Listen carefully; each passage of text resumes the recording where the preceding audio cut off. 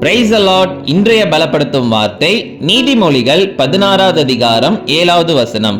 Proverbs chapter 16 verse 7.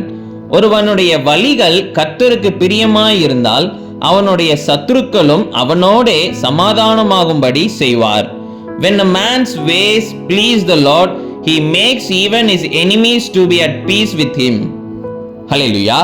நீங்க செய்கின்ற காரியங்கள் கர்த்தருக்கு பிரியமாக இருக்குமான்னு யோசிச்சு பார்த்துருக்கிறீங்களா?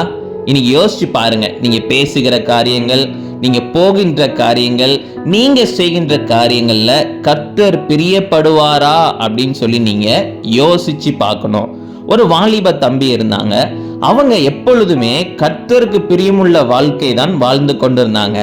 அந்த சமயத்துல திடீர்னு சில மனுஷங்க, நல்லா இருந்த மனுஷங்க திடீர்னு அவங்களுக்கு சத்துருவாக மாறிட்டாங்களாம்.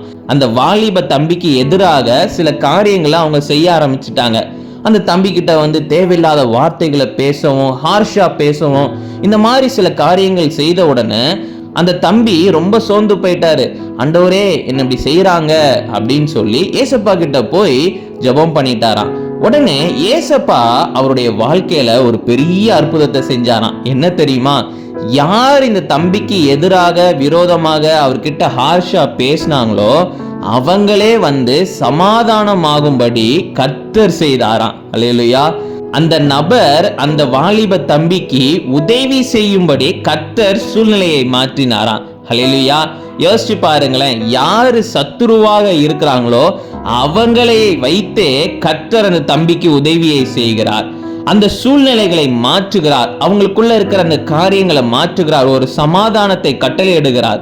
கர்த்தர் ஒரு மாற்றத்தை உருவாக்குகிறார். சத்துருவை போல இருக்கிற காரியங்களை கர்த்தர் மாற்றுகிறார். காரணம் என்ன தெரியுமா? அந்த வாலிப தம்பி கர்த்தருக்கு பிரியமுள்ள வாழ்க்கை வாழ்கின்றதுனால.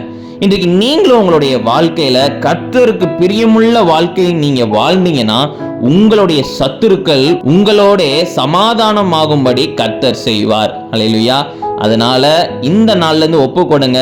கர்த்தாவே, நாங்க உங்களுக்கு பிரியமுள்ள வாழ்க்கை வாழ்வோம்னு சொல்லி அர்ப்பணித்து ஒப்பு கொடுத்து நீங்க வாழுங்க. நிச்சயம் கர்த்தர் உங்க வாழ்க்கையில சமாதானத்தோட வாழறதுக்கு அவர் உதவி செய்வார். நம்ம எல்லாரும் கண்களை மூடி ஜெபிக்கலாம். எங்களை நேசிக்கிற நல்ல தகப்பனே, ஏசப்பா, பிள்ளைங்களுக்கு விரோதமாக சில காரியங்களை சில மனிதர்கள் செய்யறாங்க. அவர்களுடைய இருதயத்தை மாற்றுங்க.